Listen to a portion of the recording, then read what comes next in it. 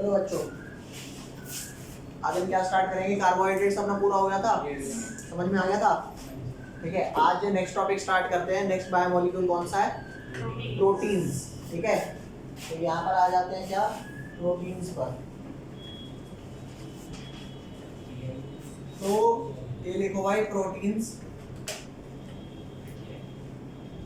पता है जितना बड़ा टॉपिक आपका वो था ना कार्बोहाइड्रेट, ये उतना बड़ा नहीं है, ये छोटा सा है। ठीक है, तो प्रोटीन्स की सबसे पहले डेफिनेशन लिख देता हूँ। प्रोटीन्स क्या होते हैं? ये पॉलीमर होते हैं अल्फा अमीनो एसिड्स के।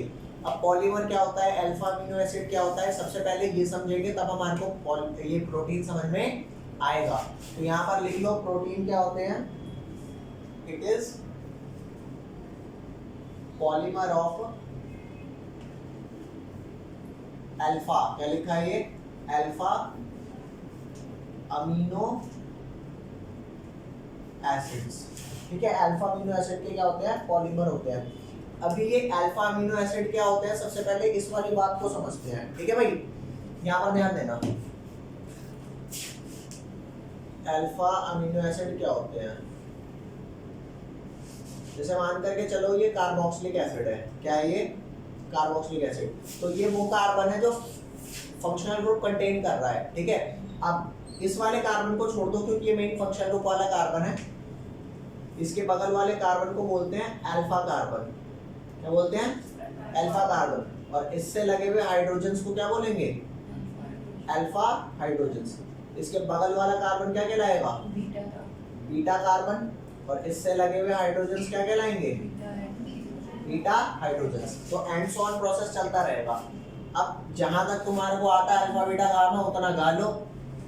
अल्फा बीटा, ये वाला क्या होगा? गामा। ये क्या होगा? डेल्टा। ये क्या होगा? एप्सिलॉन। अरे ए बी सी डी ये आता है ना, तो alpha beta gamma delta epsilon ये आ गया। ये समझ में आया आपको अल्फा कार्बन क्या है? ठीक है, अभी यहाँ ध्यान देना। अगर आप यहाँ पे मान लो COOH ग्रुप लगा हुआ है, इस वाले कार्बन पे एक अमीन ग्रुप लगा दो, तो चेक करो अल्फा कार्बन के ऊपर अमीनो ग्रुप लग गया, बोलो। और इसी कार्बन के ऊपर कार्बोक्सिलिक एसिड लगा हुआ है, तो मैं इसे बोलूंगा अल्फा अमीनो एसिड। क्या बोलूंगा? Alpha amino acid. मान करके चलो अगर यहाँ पर आपका COOH लगाओ और इस वाले कार्बन पे ना लग के इस वाले पे अमीनो लग गया, अमीनो ग्रुप, तो इसे क्या बोलेंगे? Beta amino acid. भाई कार्बोक्सिलिक एसिड तो है ही, बीटा भी अमीनो लग गया तो नाम दे दिया बीटा अमीनो एसिड। अरे भैया ये एसिड तो है ही, कार्बोक्सिलिक एसिड तो है ही, बीटा पे अमीनो लग गया तो बीटा अमीनो एसिड। तो हमारे जो प्रोटीन्स बनते हैं वो किससे बनते हैं? अल्फा अमीनो एसिड से। तो फिलहाल मेरे को ये वाली बात पता लगी कि अल्फा अमीनो एसिड किसे बोलते हैं। अब मैं आपको ये बता रहा हूँ कि अमीनो एसिड्स का बेसिक स्ट्रक्चर क्या होता है। तो यहाँ पर ध्यान देना, क्या लिखेंगे यहाँ पे? Basic structure of alpha amino acids.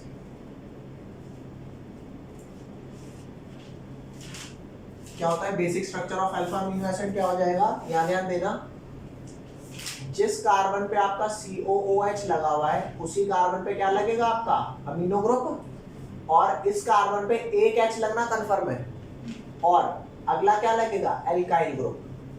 Check करना, जिस कार्बन पे COOH है उसके कार्बन पे H, उसी पे अमीनो ग्रुप, तो ये हो गया अल्फा अमीनो एसिड। और बेस्ड ऑन एल्काइल ग्रुप क्या क्या होगा आपके डिफरेंट अमीनो एसिड्स हो सकते हैं। फॉर एग्जांपल मान लो आपका ये R ग्रुप, इफ R क्या हो जाए आपका? H हो जाए। R क्या हो जाए? H। तो आपका क्या बन जाएगा? HH। अरे ये H तो था ही, ये H आपने लगा दिया R की जगह, और यहाँ पर क्या लगा हुआ है? NH2, और ये हो गया आपका COOH। तो ये जो अमीनो एसिड बना, इस अमीनो एसिड का नाम है ग्लाइसिन। अरे वैसे देखा जाए तो इसका वो नाम भी बनेगा जो IUPAC नेम होता है, बनेगा तो वो भी, लेकिन फिलहाल अमीनो एसिड है ये एक, इसका क्या नाम दे दिया? ग्लाइसिन। और अगर मैं मान लो ये तो मेरा पहला अमीनो एसिड है, ये हमारा सिंपलेस्ट अमीनो एसिड है। क्या है ये? It is simplest amino acid. अब मैं अमीनो एसिड को रेफर करूंगा पता है किससे? A ए से, क्योंकि बहुत बड़ा लिखना पड़ रहा है अमीनो एसिड। तो सिंपलेस्ट अमीनो एसिड है। और चेक करके देख क्या इस कार्बन पे 4 अलग अलग ग्रुप लगे हैं? नहीं ना, कहाँ 4 अलग हैं? ये वाला ग्रुप आपका, चलो मैंने मान लिया इससे अलग है, ये वाला ग्रुप आपका COH है, ये आपका NH2 है, लेकिन ये ग्रुप तो तेरे सेम है। तो ये वाला कार्बन कायरल होगा? नहीं होगा। तो ये आपका ऑप्टिकल इनएक्टिव अमीनो एसिड भी है, सिंपलेस्ट भी है और ऑप्टिकल क्या है? इनएक्टिव। तो ये आपका हो गया ऑप्टिकल इनएक्टिव अमीनो एसिड। क्या है? Optical inactive amino acid. Is that clear? मान करके चलो इफ ये फर्स्ट अमीनो एसिड था, if R is equal to CH3, R क्या हो जाएगा आपका? CH3। तो क्या बन जाएगा? CH3 CH और यहाँ पर अमीन ग्रुप और यहाँ पे COOH। इस वाले अमीनो एसिड को बोलते हैं एलानिन। क्या बोलते हैं? एलानिन। और ये डिपेंडिंग अपॉन आपको R ग्रुप चेंज करते रहना है। अमीनो एसिड में क्या क्या चीज आपकी कॉमन होगी? जिस कार्बन पे H लगा है, H लगा ही रहेगा, NH2 लगा ही रहेगा, COH लगा रहेगा। तो ये 3 ग्रुप तो कॉमन है। बेस्ड अपॉन आप इनको चेंज करते जाओगे, आपका अमीनो एसिड अलग अलग होते जाएंगे। कम से कम हमारे पास तकरीबन 20 अमीनो एसिड होते हैं, तकरीबन 20-22 के आसपास अमीनो एसिड हमारे पास होते हैं। समझ गए? इस वाली बात को जल्दी से लिखो पहले। नेक्स्ट आ जा भाई। जैसे आपने ये देखा कि यहाँ पे R की जगह H लगाया तो ग्लाइसिन और CH3 लगाया तो एलानिन, ठीक है। अभी R एक अलग लगा दो, मान लो C के बगल में ये R लगा दिया, CH, ये CH3, ये बताना ये कौन सा एल्काइल ग्रुप है? CH3। बता दे भाई कौन सा एल्काइल ग्रुप है ये वाला? ये वाला कौन सा एल्काइल ग्रुप है? इस वाले एल्काइल ग्रुप का नाम है आइसोप्रोपाइल। तो इसका नाम हो गया वेलीन। क्या नाम हो गया? वेलीन। तो वनीला नहीं भाई, वेलीन है। तो ऐसे करते करते हमारे पास कितने अमीनो एसिड है? 20 अमीनो एसिड्स हैं। जैसे एक ये हो गया, एक ये हो गया, एक ये हो गया, समझ गए बात? तो 20 अमीनो एसिड्स है। नेक्स्ट हम आते हैं किस पे? Classification of amino acid. Topic डालो भाई, क्या? Classification of amino acids. तो क्लासिफिकेशन ऑफ अमीनो एसिड, सबसे पहला बेसिस जो अमीनो एसिड की क्लासिफिकेशन का होता है कि वो एसिडिक होगा, बेसिक होगा या फिर न्यूट्रल। ये पहला बेसिस है, ठीक है। तो क्लासिफिकेशन सबसे पहले क्या, कौन से बेसिस पे बता रहे हैं? फर्स्ट क्लासिफिकेशन क्या है? On the basis of their acidic, basic या फिर कौन सा नेचर? न्यूट्रल नेचर, ठीक है। On the basis of their acidic, basic या फिर न्यूट्रल नेचर। तो यहाँ ध्यान देना भाई, एसिडिक अमीनो एसिड कैसे होते हैं? एसिडिक अमीनो एसिड्स कैसे होते हैं, यहाँ ध्यान देना बच्चों। मान लो C के पास एक NH2 ग्रुप होना कंफर्म है, COOH ग्रुप होना कंफर्म है, H होना, ये चीजें होनी कंफर्म है, ठीक है। अब जो R ग्रुप लगा है, क्या आपको ये बात पता है कि जो आपका COOH ग्रुप होता है वो H+ लूज करके एसिडिक बिहेवियर शो करता है? क्या करता है ये? हाँ, ये एसिडिक पार्ट है। COOH क्या है? अबे नाम ही कार्बोक्सिलिक एसिड है, तो एसिडिक पार्ट हो गया। और NH2 कौन सा पार्ट है? बेसिक। तो अगर एसिड ग्रुप और बेस ग्रुप बराबर होंगे तो कैसा नेचर होगा? एसिड बेस या न्यूट्रल? न्यूट्रल नेचर होगा। तो यहाँ पर ध्यान देते हैं, अगर मेरे R ग्रुप में कुछ ऐसा लग गया, CH2 COOH, तो आप चेक करके देखना भाई कौन से ग्रुप ज्यादा हो गए ओवरऑल अमीनो एसिड में, एसिडिक या बेसिक? ये एसिडिक ग्रुप ज्यादा होगा ना, तो ये कैसा अमीनो एसिड हो गया? ठीक है। If number of COOH group is more as compare to number of NH2, तो कौन सा ग्रुप आ गया? वो मतलब वो एसिडिक अमीनो एसिड हो गया। Is that clear? अगर कोई ऐसा R ग्रुप है जिसमें COH नहीं है, NH2 है, तो वो क्या हो जाएगा? बेसिक ग्रुप ज्यादा हो जाएंगे। और अगर जितने NH2 है उतने ही COH है, तो क्या हो जाएगा? न्यूट्रल। इसी बात को मैं वहां लिख देता हूँ, बस आप इसे लिख लो फटाफट, ठीक है। देखो मैं राइट साइड मिटा रहा हूँ, या एक काम करो यही लिख लो, एसिडिक लिखा आपने, यहाँ आ जाओ, क्या बेसिक। इसका नाम पता है क्या इस वाले अमीनो एसिड का? ये ऐसे ही मैंने कुछ भी नहीं बना रखा है, इसका नाम है ग्लूटामिक एसिड अमीनो एसिड, क्या नाम है इस वाले का? ग्लूटामिक अमीनो एसिड, ठीक है भाई, ये इसका नाम है। नेक्स्ट आ जाओ, क्या है? बेसिक अमीनो एसिड कौन सा हो गया?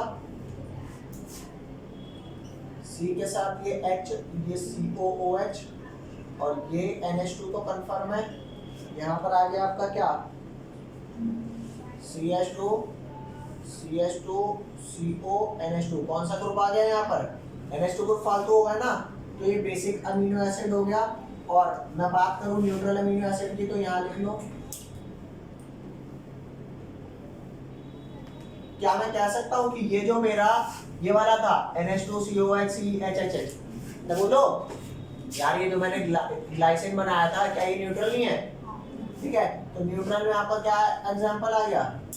ग्लाइसिन। ओके गाइस, ग्लाइसिन आ गया। और इस वाले का नाम होता है glutamine. Glutamine, is that clear? लिख लो इसे। ये पहला बेसिक था एसिड बेस और न्यूट्रल के बेसिस पर। नेक्स्ट आ जाओ भाई, classification on the basis of, second classification बता रहा हूं, on the basis of, on the basis of essential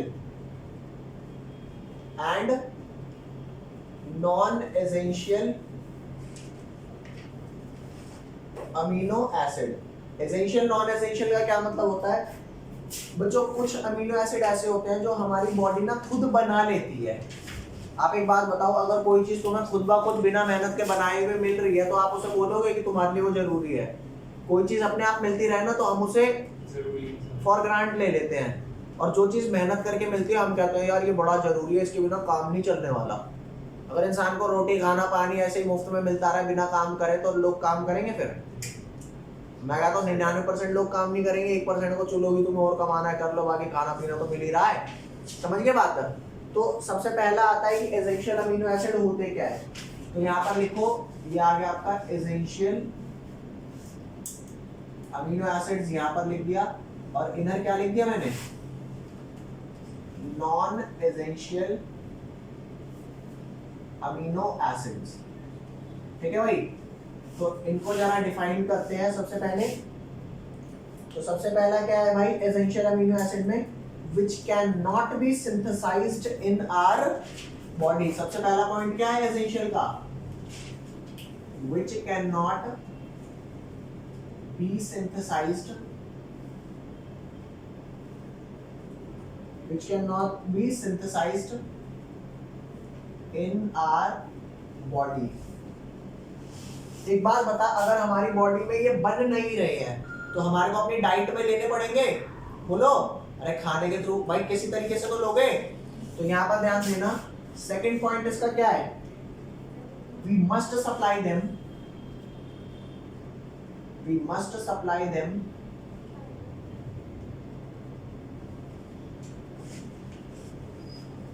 in our body through diet। मतलब डाइट में हमारे को शामिल करना पड़ेगा। इनके एग्जाम्पल कुछ लिखवा रहा हूँ। थर्ड पॉइंट क्या है? इनके एग्जाम्पल्स हैं। कौन कौन से एग्जाम्पल्स हैं? पहला है वेलिन। पहला कौन सा है? वेलिन। कौन कौन से है भाई? वेलिन है, ल्यूसीन है और आइसोल्यूसीन है। आइसोल्यूसीन, ठीक है गाइस। अब यही आ जाते हैं किस पे? नॉन एसेंशियल पे। किस पे? नॉन एसेंशियल पे। क्या मैं कह सकता हूं which can be synthesized in our body? अरे बोलो। तो यहां पर लिख देना which can be synthesized in our body। अबे चेप दोगे, which can be synthesized in our body, और क्या चाहिए? हो गया।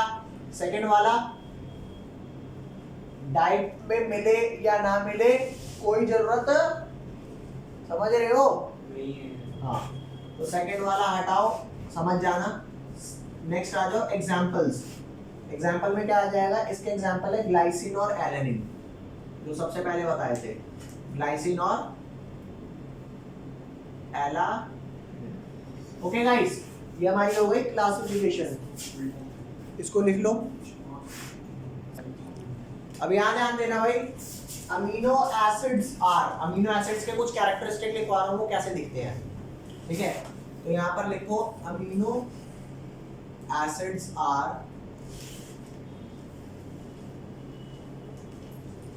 फर्स्ट कलरलेस होते हैं,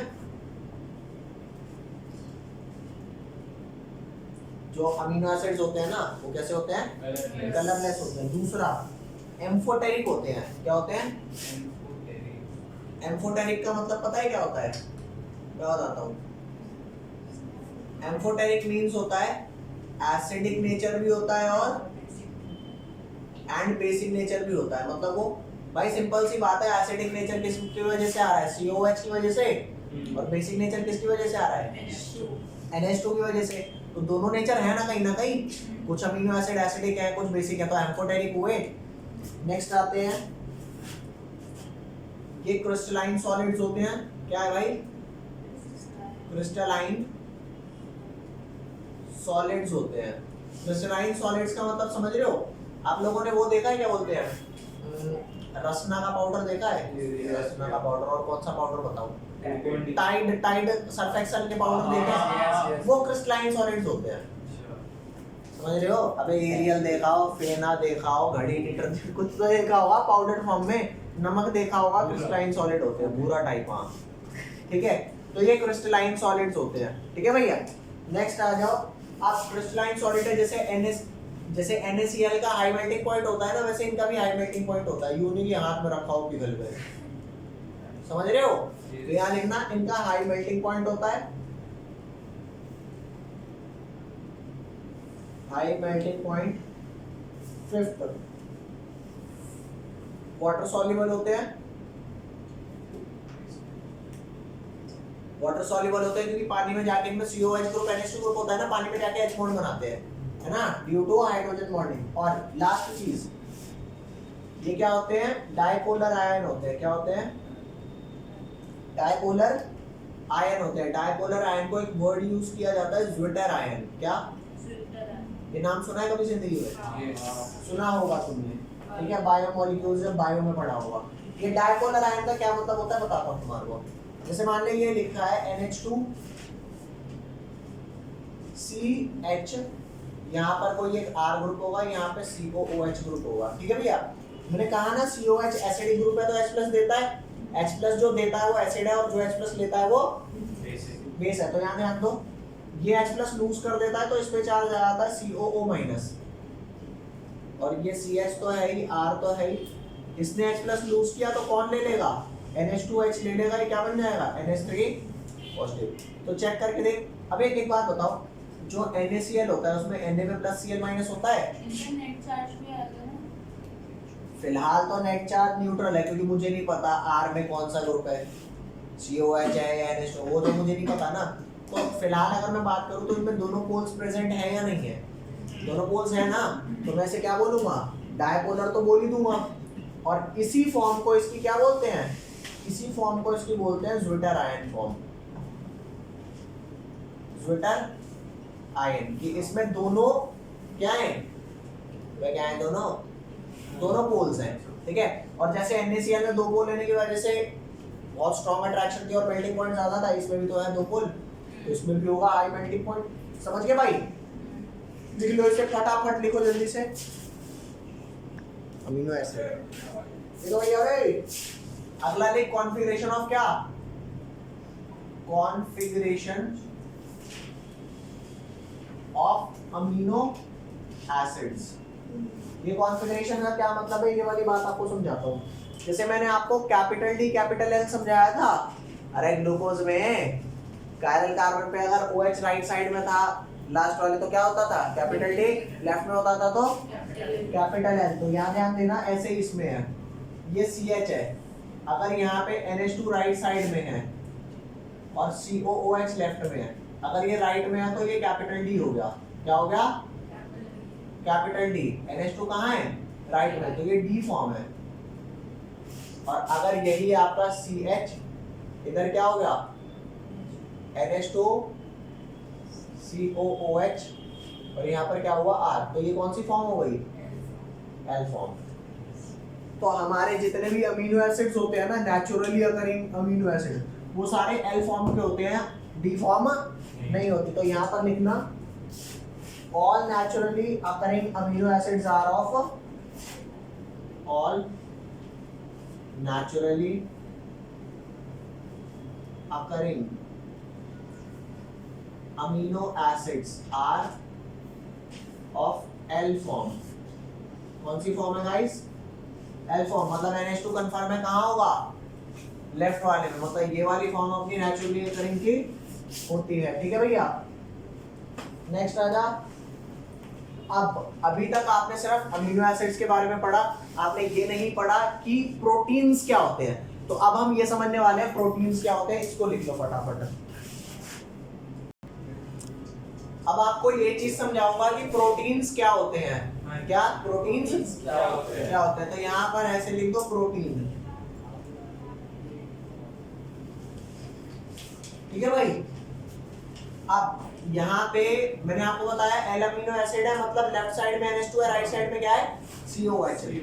तो ये वाला अमीनो एसिड बताओ कौन सा है? कौन सा अमीनो एसिड है ये? अच्छा मैं गदाउलाल ग्लाइसिन है। क्या ये ग्लाइसिन है ना? क्योंकि CH होता है, COH होता है, NH2 होता है, तो अगला R क्या है? H है। अब एक दूसरा अमीनो एसिड लेते हैं, सस्ता वाला ही ले लेते हैं, एलानिन। ठीक है गाइस, NH2 और यहाँ पर COOH। तो यहाँ पर ध्यान देना, इस COOH को क्या मैं ऐसे ओपन करके लिख सकता हूँ? COOH। बोलो यस। इस वाले को भी ऐसे ही लिख दो, COOH। Is that clear? अब इस बात को थोड़ा सा समझना, ये जो कार्बोक्सिलिक एसिड है इसका OH ले लो। क्या लो? OH। और इस वाले का क्या ले लो? ये NH2 लिखा है ना, तो क्या इसको ऐसे लिख सकता हूँ? NH और इधर H। तो इसका OH ले लो, इसका H ले लो। क्या कर दो इनको? डिहाइड्रेट। क्या कर दिया इनको? डिहाइड्रेट कर दिया। तो अब ये बन क्या जाएगा? ये जो COO बॉन्ड है ये NH से जुड़ गया। अरे बोल दे। और बगल में जो चीजें लगनी है वो तो लगेंगी। तो कुल मिला के एक अमीनो एसिड को दूसरे अमीनो एसिड से कैसे जोड़ा? उसको डिहाइड्रेट करके। Is that clear? बोल दो भैया। ये आपका ग्लाइसिन था और ये आपका एलानिन था। तो क्या आपने दो अमीनो एसिड्स को जोड़ दिया? यस। ठीक है। तो ये जो बॉन्ड आया ना CONH का बॉन्ड, इसको बोलते हैं कि दो अमीनो एसिड जुड़े हैं बाय पेप्टाइड बॉन्ड। कौन सा बॉन्ड है ये? आपको ये बात पता होगी अगर बायो के स्टूडेंट्स हो कि अमीनो एसिड्स जो जुड़ते हैं वो प्रोटीन में पेप्टाइड बॉन्ड होते हैं। तो पेप्टाइड बॉन्ड का मॉलिक्यूलर एस्पेक्ट क्या है कि एक अमीनो एसिड दूसरे अमीनो एसिड से कार्बोक्सिलिक और अमीन ग्रुप का डिहाइड्रेशन करके बनता है। ठीक है भैया। तो चेक करके देखना, क्योंकि यहाँ पे एक पेप्टाइड बॉन्ड है जिससे दो अमीनो एसिड जुड़े हैं ना, तो इस पूरे मॉलिक्यूल को, ये जो पूरा मॉलिक्यूल निकल के आया, इस मॉलिक्यूल को पूरे को क्या बोलेंगे? डाइपेप्टाइड। क्या बोलेंगे? अरे डाइपेप्टाइड डजंट मीन कि दो पेप्टाइड बॉन्ड है। डाइपेप्टाइड मींस कि दो अमीनो एसिड यहाँ से जुड़ चुके हैं। Is that clear? अरे बोलो। ऐसे ही एक अमीनो एसिड जब दूसरे से जुड़ा तो डाइपेप्टाइड बना, एक और जुड़ जाएगा अमीनो एसिड ट्राइपेप्टाइड, एक और जुड़ा टेट्रापेप्टाइड, एक और जुड़ा पेंटापेप्टाइड। ऐसे ही करके 100-150 जितने जोड़ने हैं जोड़ दे पॉलीपेप्टाइड। तो अमीनो एसिड्स का पॉलीमर बन गया ना, that polymer is known as protein.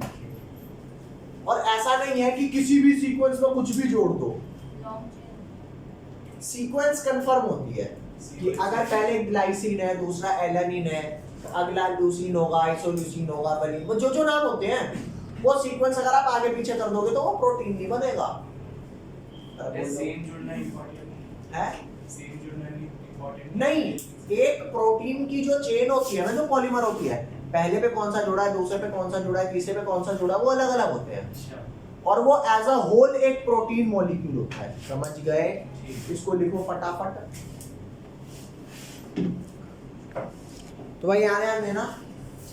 अब इस वाले डाइपेप्टाइड को हम शो कैसे करेंगे कि ये वाला जो आपका था कौन सा था, ये वाला आपका ग्लाइसिन लगा था, ग्लाइसिन को GLY, इसका ये एक्चुअल नोटेशन है इसकी, ग्लाइसिन को GLY से शो करते हैं, एलानिन को ALA से शो करते हैं। तो ये जो डाइपेप्टाइड बना इसे ग्लाइएला बोलेंगे। अरे नाम है भाई इसका, ग्लाइसिन और एलानिन से बना है। ये हुआ आपका डाइपेप्टाइड है ना जी। ट्राइपेप्टाइड क्या होगा? ट्राइपेप्टाइड आपका सपोज हो गया कोई से भी 3 अमीनो एसिड ले ले, जोड़ दे कि एक ग्लाइसिन जोड़ दिया, एक वालिन जोड़ दे, एक ल्यूसीन जोड़ दे, ट्राइपेप्टाइड हो गया। ऐसे ही अगर आप अमीनो एसिड ऐसे ही जोड़ते चले जाओगे, ऐसे ही जोड़ते जाओगे, तो अमीनो एसिड्स अगर मोर देन 10 जुड़ गए तो मैंने क्या बोलूंगा? पॉलीपेप्टाइड। ठीक है। और जो प्रोटीन मॉलिक्यूल होता है ना, वो कम से कम 100-150 अमीनो एसिड जोड़ते हैं तब जाकर के प्रोटीन समझ रहे हो? आगे बात समझ? हाँ, तो प्रोटीन क्या मैं कह सकता हूँ? पॉलीमर है अल्फा अमीनो एसिड्स का। अरे डिफरेंट अल्फा अमीनो एसिड से तो जुड़ रहे हैं। तो जो मैंने सबसे पहले डेफिनेशन लिखवाई थी कि proteins are polymer of alpha amino acids, तो ये वाली बात आपको समझ में आ गई। Is that clear? नेक्स्ट आप लिखोगे क्या? Classification of proteins. क्या लिखोगे भैया? हाँ, और एक चीज, ये जो पॉलीपेप्टाइड होते हैं या ये जो प्रोटीन मॉलिक्यूल्स होते हैं ना, जैसे आपको पता है वाटर है, वाटर का मोलिकुलर मास कितना होता है? 16। अगर मोलर मास की बात करो तो 16 ग्राम है, और CO2 का बात करें तो 44 ग्राम है कि नहीं? तो यहाँ पे जब एक अमीनो एसिड्स में कितने एटम्स हैं, तो ऐसे करके 200 अमीनो एसिड लगेंगे तो बहुत ज्यादा मास नहीं हो जाएगा? अरे बोलो। तो इनका मोलर मास अगर मैं बात करें प्रोटीन का कितना होता है, मोलर मास बता रहा हूँ 10,000 ग्राम तक होता है। एक मोल का मास कितना है? 10,000 ग्राम, मतलब 10 किलो। मोलर मास इनका 10,000 ग्राम तक होता है। ठीक है। अब नेक्स्ट आप हेडिंग डालेंगे क्लासिफिकेशन ऑफ प्रोटीन्स। बच्चों H2O का 18 होता है, करेक्ट कर लेना। तो क्लासिफिकेशन ऑफ प्रोटीन में से इंपॉर्टेंट लिख लेना, ये जो अब करा रहा हूँ ये पेपर में पूछा जाता है। ठीक है। तो सबसे पहला क्लासिफिकेशन आता है यहाँ पर लेफ्ट वाला फिर राइट वाला। इसका नाम है फाइब्रस प्रोटीन। क्या? Fibrous protein. और अगला प्रोटीन कौन सा है? Non fibrous globular.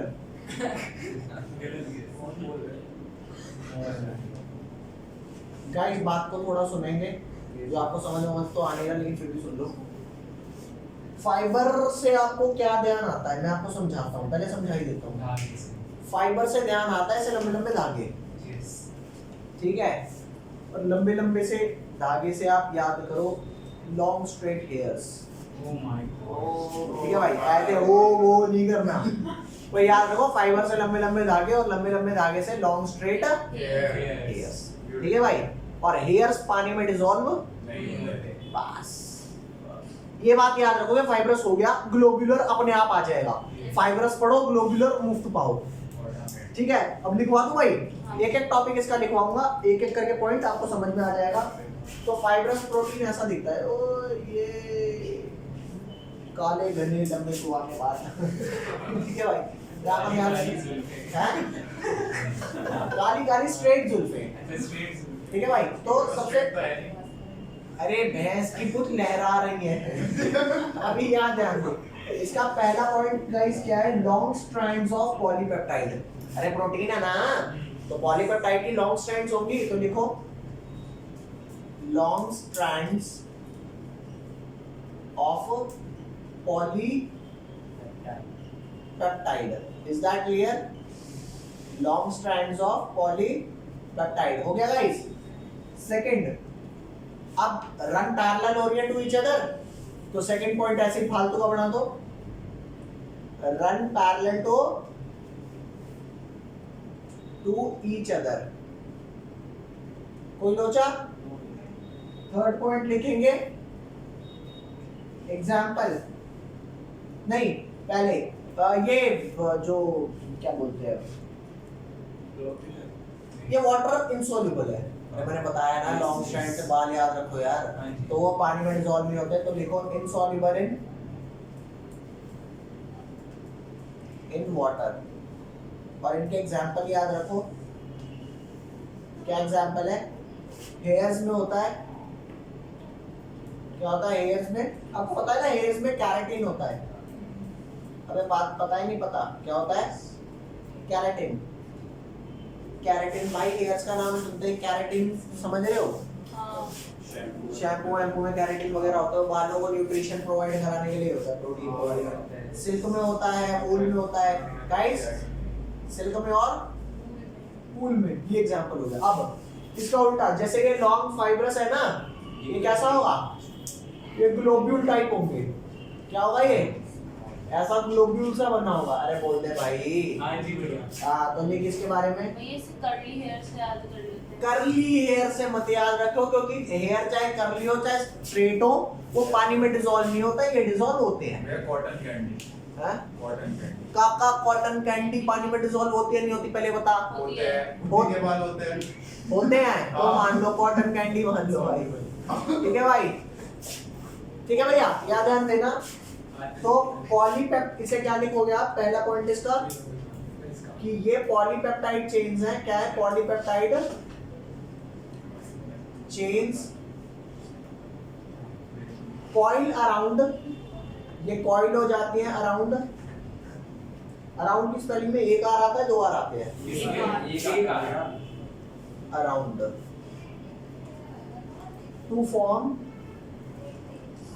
to form a spring like structures। क्या guys? spring like structures बोलो रे। नेक्स्ट, और spherical structure, spring like या फिर और spherical structure। कोई लोचा यहाँ तक? अच्छा, ये वाटर इनसॉल्युबल थे, ये क्या होंगे? Water soluble. अरे बोलो। यस।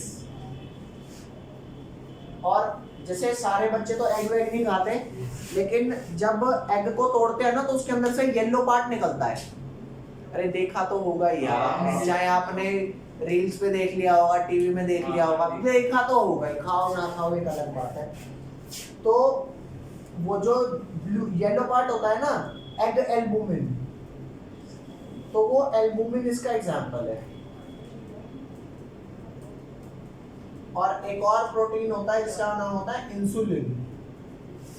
ठीक है भैया, ये अगर आपसे पूछेगा क्वेश्चन, तो ये आपसे 2 मार्क्स में डिस्टिंग्विश में पूछ सकता है। आप कोई से भी 2-3 ये छोटे छोटे पॉइंट्स उठा के लिख दो। ठीक है भैया।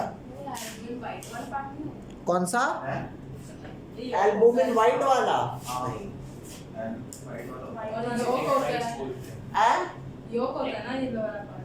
येलो वाला ऐसा होता है। तो भैया हमें नहीं पता। एल्बुमिन क्या होता है? व्हाइट वाले को बोलते हैं, तो व्हाइट वाला होगा। Sorry guys, my mistake. White वाला अगर एल्बुमिन होता है, अब मुझे भी क्या पता। अच्छा, मुझे ऐसा नहीं है कि मुझे किसी ने बताया है एल्बुमिन येलो वाला होता है, मुझे ही नहीं पता, मैंने ऐसे ही एक दिमाग में इमेज बना ली कि येलो वाला एल्बुमिन होता है। कोई नहीं guys, you are expert in this area. ठीक है, एल्बुमिन येलो वाला होता है, तो आपको येलो ब्लू ब्लैक लिखना ही नहीं। येलो वाला बहुत लेट है आपका भाई नेट। एल्बुमिन व्हाइट वाला होता है। ठीक है, अब यहाँ से वही एग्जांपल है। हाँ, वही एग्जांपल है।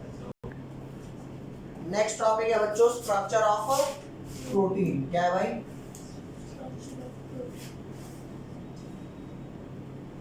Structure of protein. अब पता है स्ट्रक्चर ऑफ प्रोटीन ना 4 डिफरेंट स्टेजेस में पढ़ाया जाएगा। क्या क्या? 4 डिफरेंट स्टेजेस में पढ़ाया जाएगा। तो आप लिख लो, it would be studied in 4 different stages. जो स्ट्रक्चर ऑफ प्रोटीन है, it would be studied we studied in 4 different stages. ठीक है भाई। अब आपको एक चीज समझाता हूँ। सबसे पहले तो ये समझो भाई कि ये 4 डिफरेंट स्टेज के स्ट्रक्चर होते क्या है। जैसे आपको एक छोटे से एग्जांपल से समझाता हूँ। जैसे एक इंसान है, वो गाड़ी खरीदने गया, पढ़ा लिखा ज्यादा नहीं है, पैसा है ठीक ठाक, तो अब वो जाएगा गाड़ी खरीदने। मैं कहता हूँ गाड़ी के बारे में भी कुछ नहीं पता, लेकिन उसे गाड़ी लेनी है, बढ़िया लेनी है, पैसा भी खूब है। तो अब वो कौन से शोरूम जाएगा? मारुति के, टोयोटा के, या BMW के, मर्सिडीज, किसके जाएगा? भाई पैसा अच्छा है तो BMW मर्सिडीज जाएगा, मारुति में क्यों नहीं जाएगा? वो कह रहा है यार मुझे ये नहीं पता गाड़ी कौन सी बढ़िया है कौन सी नहीं बढ़िया। भाई तुम बताओ कौन सी बढ़िया है। तो कहेगा सुन मेरी बात, ये मारुति शरुति छोड़, ये सब थोड़ी हल्की गाड़ियां होती हैं, तो सीधा BMW या फिर बता और जो बड़ी कंपनियां, हाँ बड़ी कंपनी कोई भी नाम ले लो, इनके शोरूम चल। अब उसे ये नहीं पता कि वो कहाँ ले जा रहा है, लेकिन उसे ये पता है मेरा दोस्त है बढ़िया कह रहा है, भाई साहब ये गाड़ी बढ़िया होगी तभी मेरे को लेके जा रहा है, समझ गए। लेकिन भाई अगर थोड़ा पढ़ा लिखा बंदा होता तो वो उसे कैसे बताता यार मारुति में ABS नहीं होता, ये नहीं होता, वो नहीं होता, और कोई बड़ी कंपनी ले लो उसमें ये भी होता है वो भी होता है, वो उसके फीचर को एक्सप्लेन करेगा। तो दिलाई एक बंदे ने अपने दोस्त को बढ़िया गाड़ी, लेकिन एक को बोला भाई तो आंख बंद करके ये ले ले, उसे कुछ एक्सप्लेन किया नहीं। तो कुछ एक्सप्लेन अगर ज्यादा आप ना करो तो वो स्ट्रक्चर आपके हैं कि आपने बहुत ज्यादा एक्सप्लेन नहीं किया, एक बेसिक बात बता दी, ये स्ट्रक्चर प्रोटीन का होता है। लेकिन सिर्फ उतनी इंफॉर्मेशन से प्रोटीन बन नहीं जाएगा। अगर आप थोड़ी और उसके स्ट्रक्चर को डिफाइन कर दो, इसमें ये कॉइलिंग होती है, ये ऐसी होती है, स्ट्रक्चर ऐसा बनाना है, वैसा, समझ रहे हो भाई? तो आपने थोड़ा ज्यादा इंफॉर्मेशन उसे दे दी, और ज्यादा बता दो, और ज्यादा इंफॉर्मेशन दे दी। और अगर वही आदमी है, कोई इंजीनियर चला गया, जो गाड़ी का इंजीनियर है, वो चला गया भाई मेरे को गाड़ी लेनी है ये, तो वो तो खोद के उनसे और क्वेश्चन पूछेगा ना, बताओ ये है कि नहीं, बताओ ये चीज काम करती है नहीं करती, आप दे तो रहे हो, ये फीचर लंबा टिकेगा कि नहीं टिकेगा, क्योंकि आ तो सब में रहा है, बहुत गाड़ियां दे दी, लेकिन आपका टिकेगा नहीं टिकेगा। तो सिंपल सी बात ये है, प्रोटीन के स्ट्रक्चर 4 डिफरेंट स्टेजेस में ये पढ़ाए जाते हैं। पहले स्टेज में ज्यादा इंफॉर्मेशन नहीं बताई जाती, उसे बोलते हैं प्राइमरी स्ट्रक्चर। प्राइमरी स्ट्रक्चर जानने का ये मतलब होता है कि आपको ज्यादा कुछ थोड़ी और इंफॉर्मेशन दे दो, क्या हो गया, मतलब बेटे थोड़ी बहुत बातें तो जानता है।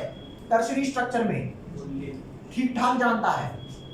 क्वार्टरनरी स्ट्रक्चर में तू सब कुछ जानता है, और अगर तुझे इतना पता है तो फैक्ट्री लगा प्रोटीन की, बना और बेच। अरे बोलो तुम जितना भी प्रोटीन के बारे में पढ़ा दूंगा फैक्ट्री लग जाएगी तुम्हारी। इतनी इंफॉर्मेशन में नहीं लगेगी ना, बात समझ रहे हो नहीं समझ रहे? तो मैं तुम्हारे को 4 स्टेजेस में प्रोटीन के स्ट्रक्चर बताऊंगा, और उन चारों स्टेजेस में से सबसे कम नॉलेज शेयर होती है प्राइमरी में, फिर थोड़ी सी और शेयर हो जाती है, फिर और शेयर हो जाती है टर्शियरी में, और सबसे ज्यादा उससे ज्यादा नॉलेज होती नहीं है वो क्वार्टरनरी में। अगर आप क्वार्टरनरी स्ट्रक्चर समझते हो, उसे सिंथेसाइज करने का दम रखते हो, तो बेटा फैक्ट्री लगाओ और धड़ाधड़ प्रोटीन बेचो। देख रहे हो जिम का कितना वो क्रेज बढ़ रहा है भाई, प्रोटीन कितने महंगे आ रहे हैं, तुम धड़ाधड़ बनाओ, कुछ लाओ थोड़ा कि हल्का सा सस्ता मार्केट में बेचे, भाई तुम्हारा ही चलेगा, रिजल्ट्स भी अच्छे होने चाहिए, समझ गए? तो सबसे पहला आता है क्या, इसलिए कहते हैं कभी ना सस्ती कंपनी का प्रोटीन नहीं खाना चाहिए, क्योंकि उसने प्रोटीन की जगह ना श्रोटीन बना के तुम्हें दे दिया होगा। भाई वो प्रोटीन तो दे नहीं रहा होगा, रसना का पाउडर दे रहा होगा डाल करके, तुम हल्के वाला लोगे, पता चला गया था शाहरुख खान जैसी बॉडी बनाने, बन गई मजदूरों वाली। तो फायदा नहीं है सस्ता लेकर के, बात समझ रहे हो नहीं समझ रहे? तो इसलिए तो यहाँ पर आ जाते हैं structure of protein, 4 different categories में पढ़ाया जाता है। तो प्राइमरी में क्या पढ़ाया जाता है, ये वाली बात मैं सबसे पहले आपको समझा देता हूँ, ठीक है भैया? तो यहाँ पर सबसे पहला आ जाते हैं क्या, प्राइमरी स्ट्रक्चर ऑफ प्रोटीन। सबसे पहला पार्ट क्या आ गया, प्राइमरी स्ट्रक्चर ऑफ प्रोटीन, ठीक है गाइस? तो प्राइमरी स्ट्रक्चर में सिर्फ क्या बताया जाता है, मैंने आपको ये बताया ना कि प्रोटीन पॉलीपेप्टाइड होता है, पॉलीमर होता है, अरे polymer of alpha amino acid, यही तो होता है। तो आप क्या करना, आपको कोई प्रोटीन है ना, उसमें ये पता लगा लो कि पहले पे कौन है, दूसरे पे कौन है, तीसरे पे कौन है, चौथे पे कौन है। मान लो एक प्रोटीन में 200 अमीनो एसिड है, तो बस ये पता लो, लगा लो 200 की सीक्वेंस क्या है। ये मत पता लगाना वो कॉइल कैसा हुआ है। अगर मैं तुम्हें कहूं कि वो बंदा बता जो मेरी स्कूटी चुरा के ले गया कैसा था, अरे लड़का सा था।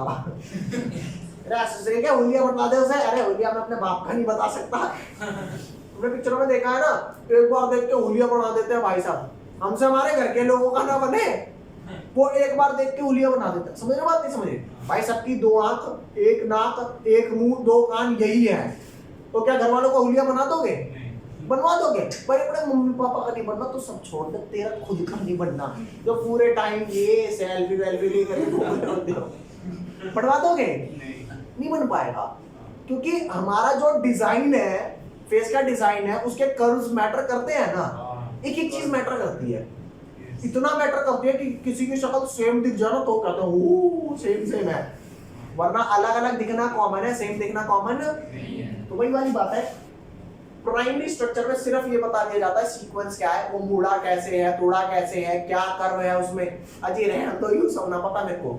तो प्राइमरी स्ट्रक्चर में क्या पता लगा भाई, सिर्फ सीक्वेंस ऑफ अमीनो एसिड्स। तो यहाँ पर लिख दे भाई, यहाँ पे क्या लिखा है, इट टेल्स, प्राइमरी स्ट्रक्चर क्या टेल करता है, it tells only about sequence of amino acids in which they are joined।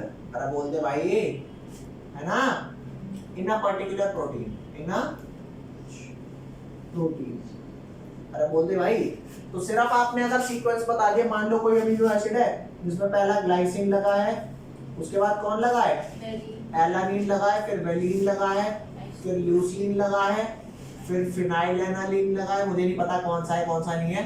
तो आप बस सीक्वेंस बताते जाओ कौन कौन सी लगी है। तो this is normal sequence is called primary structure. बोल दो भाई, सिर्फ ये बताने से वो जो तेरी स्कूटी चुरा के ले गया ना, उसके बाद 2 आ गई थी, 2 कान थी भाई। अरे भाई क्या इंफॉर्मेशन दे रहा है, मतलब इंसान था वो, नहीं भाई इंसान तो नहीं, वो बंदर था। अरे भाई कैसी इंफॉर्मेशन दे रहा है। तो ऐसे आप पता लगा लोगे क्या बंदे का। तो सिर्फ अगर आपको सीक्वेंस ऑफ अमीनो एसिड दे दे तो आप ये नहीं पता लगा पाओगे कि प्रोटीन कौन सा है। समझ गए यार, ये भी तो बताइए कॉइल कैसे हो रहे हैं कैसे नहीं हो रहे। ठीक है, तो ये वाला देख लो। नेक्स्ट आते हैं सेकेंडरी स्ट्रक्चर पे। अबे चले आगे, चल अगला क्या लिखेंगे भाई, अगला स्ट्रक्चर कौन सा है। अभी आपने प्राइमरी स्ट्रक्चर पढ़ा ना, अभी सेकंड आपको बताता हूं सेकेंडरी स्ट्रक्चर क्या है। Secondary structure of protein. ठीक है भाई, कि सेकेंडरी स्ट्रक्चर ऑफ प्रोटीन क्या होता है। जैसे यहाँ पे सिर्फ सीक्वेंसिंग बताई थी और कुछ नहीं बताया था ना। सेकेंडरी स्ट्रक्चर में अगर मान लो बंदा यूं कहे कि यार जो मेरी स्कूटी चुरा के ले गया वो बंदा कैसा था, वो यूं कहे इसके 2 कान, 2 आंख, 1 मुंह, 1 नाक था, तो तुम कहोगे हमें सीधा बोल दे, मैं नहीं बता रहा। यही तो बोलोगे यार, थोड़ा और उलिया सा बताना उसका, थोड़ा ऐसा बता कि उसका थोड़ा फेस भी बना दे, हम पुलिस वालों को दे दे, सर्च कर लेंगे, कोशिश तो करेंगे। वरना 2 आंख 2 कान ये बताओगे तो क्या सर्च करेंगे, कहेंगे भाई तो हम में से ही बता दे कौन लेके गया, मैं ही फाइन भर देता हूँ तेरा। मेरी बात समझ। तो ये तो सिर्फ एक ये स्ट्रक्चर है भाई, थोड़ी और इंफॉर्मेशन दो यार, प्रोटीन कैसा दिखता था। तो अब प्रोटीन को और बताना कि वो कैसा दिखता था, ये कुछ ऐसा हो सकता है। आप लोगों ने स्प्रिंग देखा है, स्प्रिंग कैसा होता है, ऐसा ऐसा कॉइल्ड होता है, स्पाइरल। तो 2 टाइप के अमीनो एसिड्स कॉइलिंग होती है, 2 टाइप की। एक इसको बोलते हैं अल्फा हेलिकल, क्या बोलते हैं, अल्फा हेलिकल। ये ऐसा घूम रहा है, ये ठीक है। आप क्या तार पे सो सकते हो, तार पे, लेकिन कोई बंदा सीधी तार को अगर यूं कर दे, ऐसे फिर ऐसे फिर ऐसे फिर ऐसे फिर ऐसे, तो अब ये एक शीट टाइप नहीं बन गई। अरे बोलो, तो इसको बोलते हैं बीटा प्लेटेड शीट। ए भैया मेरी बात सुन, अगर आपका, तो कैसे मैं समझाऊं तुम्हें, समझाता हूं। ये देख, अगर तुम्हारा ये है कुछ, ये ऐसे टाइप की कॉइलिंग कुछ हो रखी है, तो ये आपकी क्या है, हेलिक्स हेलिकल स्ट्रक्चर है। और अगर वो ऐसा है ये बीटा प्लेटेड शीट तो ये हो गया बीटा प्लेटेड शीट इस पे भी नहीं सोया जा सकता, सीधी वायर पे भी नहीं सोया जा सकता, लेकिन सीधी वायर को ऐसे ऐसे अगर कर दूं और जितना जितना पास करता जाऊंगा इनको हाँ जी उतना इजी टू स्लीप हो जाएगा ना। यस यस तो बोलो भाई Yes. तो इसको बोलते हैं बीटा प्लेटेड शीट। स्पेलिंग सही है बीटा प्लेटेड प्लेटेड है तो ई आता है। क्या डालूं प्लेटेड है ई आता भाई, क्या डालूं PLATED हां तो ये प्लेटेड है ना बीटा प्लेटेड शीट। ठीक है गाइस, और ये क्या है, ये अल्फा हेलिक्स है। तो आपको सिर्फ सीक्वेंस नहीं बताई, उन्होंने ये भी बता दिया बेटा बनाना कैसा है। तो भैया कोई बनाऊं या अच्छे वाला बनाऊं? तो ये क्यों हुआ ऐसा, ये बात बाद में करेंगे, लेकिन ऐसा हुआ ये अगर कोई बता रहा है तो ये कौन सा स्ट्रक्चर है, सेकेंडरी। कौन सा ज्यादा इंफॉर्मेटिव है, सिर्फ सीक्वेंस या कॉइलिंग भी बता दो? ज्यादा स्ट्रक्चर समझ रहे हो ना। कॉइलिंग क्यों हो रही है ये अभी मत ध्यान दो, लेकिन कॉइलिंग हो रही है ये बात, इज दैट क्लियर? यस तो यहाँ पर अल्फा हेलिकल है। आपको एक छोटी सी चीज बताता हूँ, पता नहीं आप लोगों को पता है कि नहीं पता। कई लोग होते हैं अपने हेयर्स को स्ट्रेट कराते हैं, और कई लोग होते हैं स्ट्रेट हेयर्स को कर्ली कराते हैं। तो स्ट्रेट कब होते हैं, कर्ली कब होते हैं, इसका आपको एक वो बताता हूँ, थोड़ी सी साइंस बताता हूँ उसके पीछे। मान लो एक सीधा बाल है, अगर आप कुछ ऐसा सामने देख ले भाई समझ ले, मान लो एक सीधा बाल है, इसको अगर ये वाला पार्ट आप नीचे वाले से बॉन्ड करा दोगे तो ये थोड़ा गोल टाइप हो जाएगा, और जितना दूर वाले को बॉन्ड कराओगे उतना बड़ा गोल बनेगा, और पास वाले को बॉन्ड करा दोगे तो छोटे छोटे गोल बनेंगे। अरे नहीं आ रही बात समझ नहीं आई है? जैसे मान ले एक बड़ी वायर है, ये बड़ी वायर है, मैंने इस वाले पार्ट को इधर से और इस वाले को इधर से कराया तो ऐसा ऐसा टाइप बना स्प्रिंग। और भाई अगर इस वाले को मैं यहाँ से और यहाँ से और यहाँ से कराऊं तो थोड़ा बड़ा बड़ा बनेगा। अरे रेडियस का फर्क होगा नहीं होगा। यहाँ पे ये वाला पार्ट इस वाले से बॉन्ड होने के लिए ये करीब आएंगे, ये करीब आएंगे, लेकिन यहाँ पे तो छोटे छोटे वाले में करीब आते जाएंगे। तो फर्क पड़ रहा है ना, रेडियस कितना है। अरे बुल्लो, अगर तू अपनी गाड़ी में इतने इतने टायर लगा दे, मात्र इतने साइज के जितने दिख रहे हैं, तो तेरे को स्मूथ रोड भी ऐसे दिखेगी, बड़े खड्डे हैं भाई इसमें तो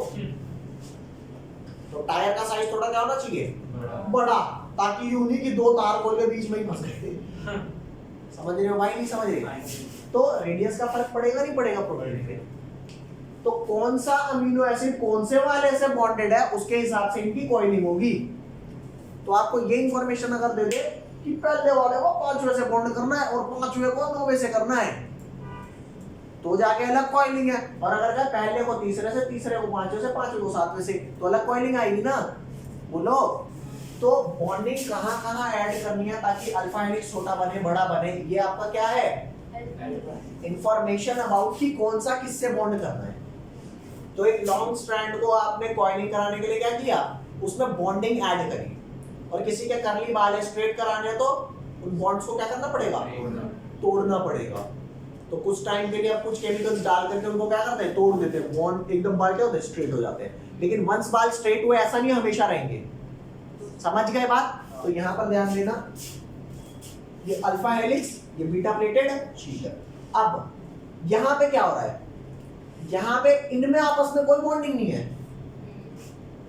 इसकी बॉन्डिंग इससे है, इसकी इससे, इसकी इससे, इसकी इससे है। अगर आपस में बॉन्डिंग होती तो ये यहाँ भी कर्ल होने लगता है ना, तो फर्क पड़ रहा है नहीं पड़ रहा। तो सिर्फ ये बताया कि जो आप प्रोटीन बनाने जा रहे हैं, मैंने आपको सीक्वेंस तो बता दिया। अब चलो एक इंफॉर्मेशन और दे देता हूँ, हेलिक्स है या प्लेटेड शीट है। तो आप क्या बोलोगे, क्या बेटे थोड़ी इंफॉर्मेशन और दे रहा है, थोड़ी सी और दे दे बस। कौन सी, एक टर्सरी एक क्वाटरनरी, बना दूंगा पूरा प्रोटीन। समझ गए बात, नहीं समझे? तो अब आते हैं टर्शरी पे। अच्छा, सेकेंडरी स्ट्रक्चर्स में क्या होता है बताता हूँ यहाँ पे आपको, इसको ना थोड़ा सा लिखवा देता हूँ।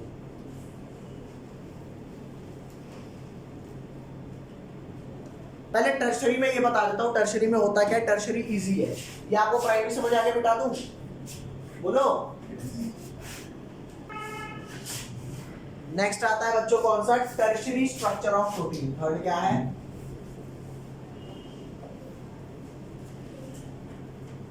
Structure of protein. आपको यहाँ पे सिर्फ अल्फा हेलिकल पता लगा है ना, अब है तो ये अल्फा हेलिकल, लेकिन अल्फा हेलिकल भी शायद कुछ ऐसा हो सकता है, बना के दिखाता हूं सामने।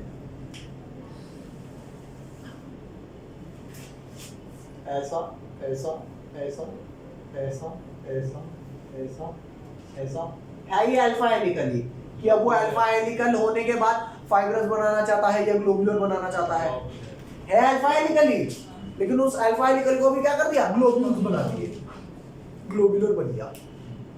तो अब ये जरा अल्फा हेलिकल में भी ओवरऑल बता दे भैंस की पूछ जो बॉन्डिंग इसमें रह रही है, क्योंकि मेरे को अल्फा हेलिकल ऐसे ही सीधे लेके जाना है या उसे ग्लोबुलर बनाना है या उसे फाइबर ही रहने दूं लंबा लंबा। तो ओवरऑल फोल्डिंग बता दे जो जो एग्जिस्ट करती है कि इस पॉलीपेप्टाइड चेन के अंदर अब इससे ज्यादा बॉन्डिंग एग्जिस्ट नहीं करती। तो टर्शरी स्ट्रक्चर ने क्या बताया, ओवरऑल। ए भैया मेरी बात बता, क्या तेरे को यहां से यहां आने में मैंने कोई ज्यादा इंफॉर्मेशन शेयर करी? यहाँ पे सिर्फ ये था अल्फा हेलिकल है, बीटा प्लेटेड शीट है। यहाँ पे क्या आ गया कि अल्फा हेलिकल के साथ क्या बना रहा है, लॉन्ग स्ट्रैंड या कुछ और या और कुछ और या और कुछ और। तो यहाँ पे जो बॉन्डिंग आई थी वो इसकी इससे होने से आई थी। अब ओवरऑल बता दे और क्या क्या फोल्डिंग है। तो ये हो गया टर्शरी, जरूरी नहीं है globular he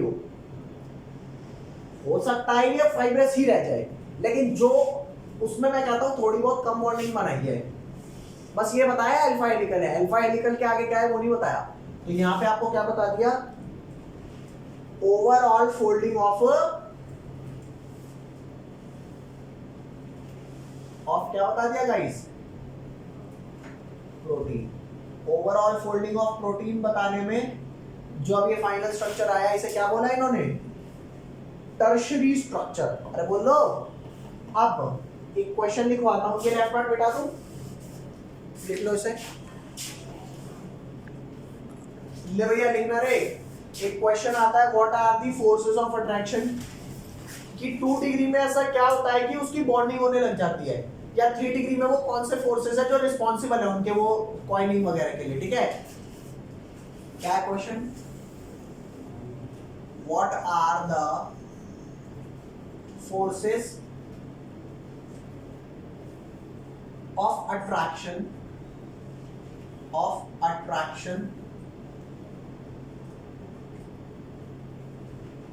that are responsible for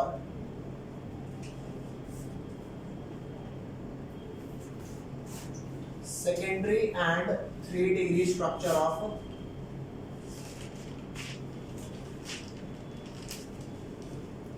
proteins।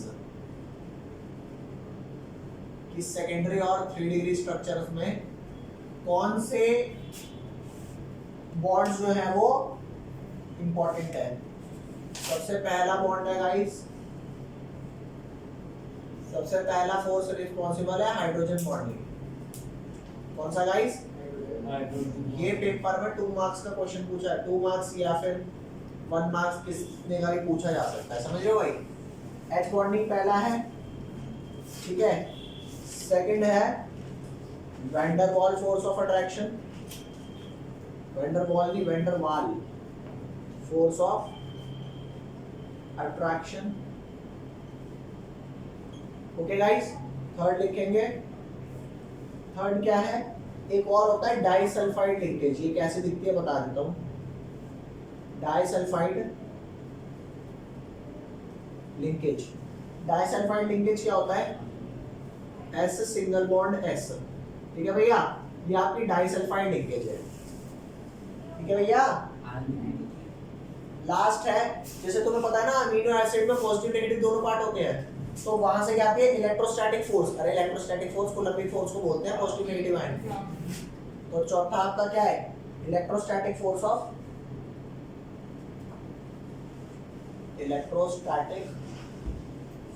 Of attraction. ठीक है भैया,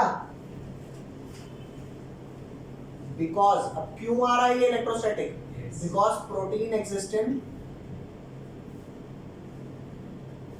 स्वेटर आयन फॉर्म। कौन सी भैया, स्वेटर आयन फॉर्म। अरे बोल दो भाई। नेक्स्ट आता है फोर्थ पार्ट क्वाटरनरी स्ट्रक्चर। क्या, इसे लिख लो फटाफट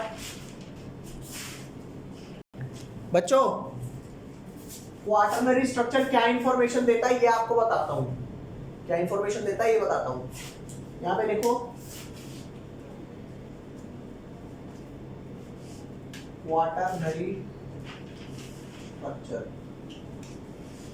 आप बच्चों से अगर मैं एक छोटी सी बात पूछूं, कितनी छोटी सी, इतनी छोटी सी बात पूछूं कि अगर मान लो कोई एक प्रोटीन, चलो तुमसे पूछता हूँ प्रोटीन में एक पॉलीपेप्टाइड चेन होती है या एक से ज्यादा होती है? पॉलीपेप्टाइड, मान ले एक पॉलीपेप्टाइड चेन एक सीक्वेंस थी, अब वो जिस भी फॉर्म में घूमनी थी उस फॉर्म में वो घूम के एक पॉलीपेप्टाइड चेन की ओवरऑल फोल्डिंग हो गई। मान ले उसके अंदर एक पॉलीपेप्टाइड चेन और है, इसे बोलूंगा पॉलीपेप्टाइड चेन 1, इसे बोलूंगा पॉलीपेप्टाइड चेन 2, इसकी भी कुछ ओवरऑल फोल्डिंग होगी। अरे बोल लो, मुझे क्या पता भैंस की पूछ क्या है, इसकी भी थी। और मान लो एक पॉलीपेप्टाइड चेन और है, 3 है, तो ऐसा नहीं है तीनों को कहीं भी रख दो, सीक्वेंस वाइज भी पता है कैसे रखना होता है। मान लो ये पूरा आपका प्रोटीन है,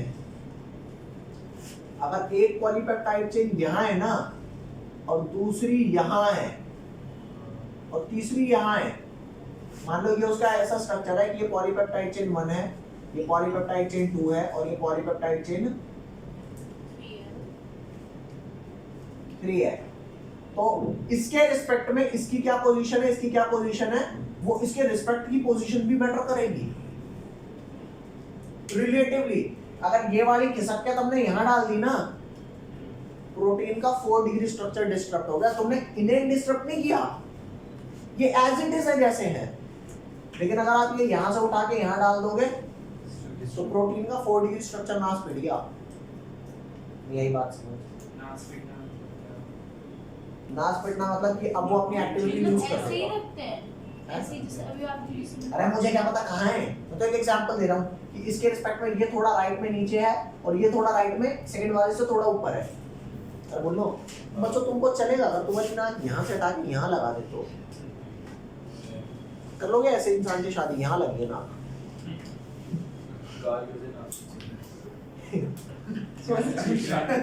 मेरी बात सुनो, मेरी बात सुनो, मैं कहता हूँ कि उस इंसान पे नाक है लेकिन यहाँ है तो नहीं चलेगा ना, स्ट्रक्चर बिगड़ गया। मैं तो कह रहा हूँ काम भी कर रही है नाक का, स्ट्रक्चर बिगड़ गया, नहीं करोगे। तो मैंने सिंपल सा क्या कहा, एक पॉलीपेप्टाइड चेन की रिलेटिव पोजीशन अगले वालों के रिस्पेक्ट में फिक्स होती है और वही रहनी चाहिए, वरना प्रोटीन का जो नेचर है वो डिस्टर्ब हो जाता है। हाँ। तो यहाँ ध्यान देना, relative position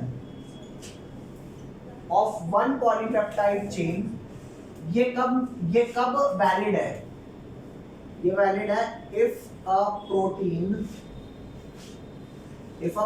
contain more than one polypeptide chain,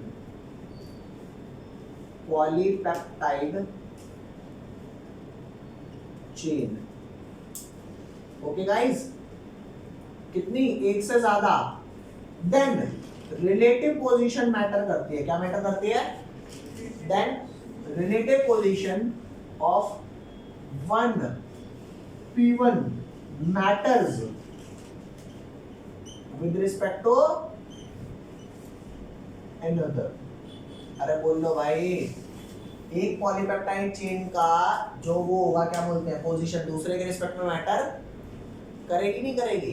अरे बोल लो भाई, भाई तुम्हारी किडनी यहाँ ना हो करके यहाँ आ गई दिल की जगह, दिल वहाँ चला गया, फर्क पड़ेगा नहीं पड़ेगा?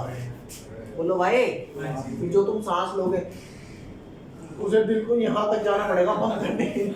तुम कहोगे पंप तो कर देगी यार, क्या दिखे भाई, फर्क पड़ता ही नहीं पड़ता। हार्ट बीट ऐसे चेक कर रहे हैं। ठीक है भैया, और किसी ने यहाँ भाई सब मार दिया, घुसा मार दिया तो हो गया था। तो यार मैं शायद हो सकता है मेरा एग्जांपल गलत हो, लेकिन एक पॉलीपेप्टाइड चेन की पोजीशन दूसरे के एस्पेक्ट में मैटर क्यों करती है?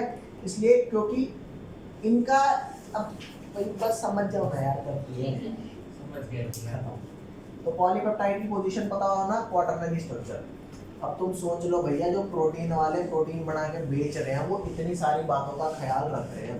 अभी तुमने ये तो ध्यान ही नहीं दिया कि वो 200 अमीनो एसिड में कौन कौन से प्रोटीन्स है, और एक प्रोटीन के डब्बे में एक प्रोटीन नहीं होता बेटा। 20 होते हैं। अरे अमीनो एसिड्स 20 टाइप के होते हैं, प्रोटीन्स तो कई हजार टाइप के होते हैं। कुछ लोग तो नॉनवेज ही बता देते हैं प्रोटीन को, याद है? प्रोटीन कुछ लोगों ने बताया तो अरे सुन मेरा, प्रोटीन वेज और नॉन वेज नहीं होता, वो वेज और नॉन वेज में मिलता है, प्रोटीन कुछ नहीं है। ठीक है, तो कुल मिला के मैंने ये बताया कि इतना सब अगर वो आइडेंटिफाई करके प्रोटीन बना के बेच रहे हैं तो जायज है भाई, 2-3 हजार रुपए किलो तो बेचेगा ही बेचेगा। समझ गए बात? डन। आज इतना कर रहे हैं, in the next class protein का छोटा सा पार्ट और रह गया, वो करा दूंगा, फिर विटामिन, उसके बाद nucleic acid. Okay guys, bye bye. एकदम